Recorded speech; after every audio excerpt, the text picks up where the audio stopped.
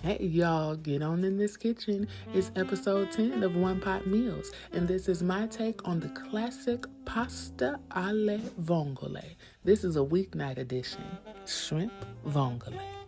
Now, because this dish is very simple, one of the key ingredients that I'm going to use in my sauce are tomatoes. So I want to get those nice and cleaned first.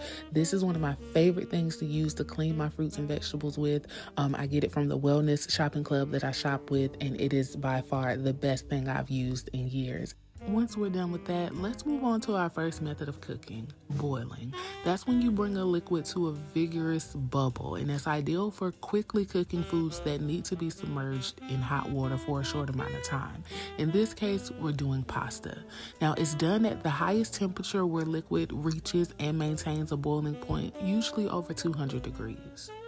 Now, I know what you're thinking, but the reason I consider this a one-pot meal is because all of your heavy lifting is done in this skillet right here, and all you're doing on the other end is just boiling your pasta. So let's get into this sauce. Now, because tomatoes are acidic, we need things that are going to balance this out. So I'm going in not only with olive oil, but a bit of fat, which is the butter. That's going to bring a nice silkiness and smoothness to the sauce all around. I'm also going to add in a bit of red pepper flake to bring a bit of heat, so the sauce isn't one note, and a bit of salt to balance everything out. Now, some people like to start with their garlic and then go in with their tomatoes, but you have to be careful with that because garlic can burn very easily, and once it does, it becomes bitter, and that's what we don't want. And especially because I'm going to let this sauce simmer, I think adding it at this point right before we go in with our liquids is the best move.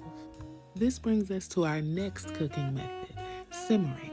Now, usually you'll see that simmering is done for a longer period of time, low and slow.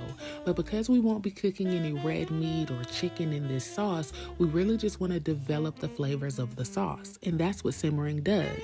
It allows the flavors to meld and develop.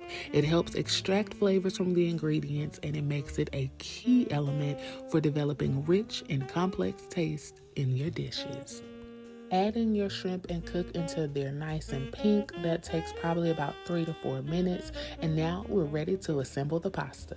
Now, traditionally, this dish is done with clams. However, shrimp is the way to go if you want this meal to be a quick and easy weeknight dinner. We're going to add in a bit more fresh aromatics with fresh herbs, and then pour that delicious sauce you just made over top. Give everything a good toss, and then over top you're going to add a bit more of your fresh herb, and to add brightness, a bit of lemon zest. And not only did you just learn 2 new cooking methods, but you learned how to make shrimp vongole. Until next time, it's your girl, Lady B.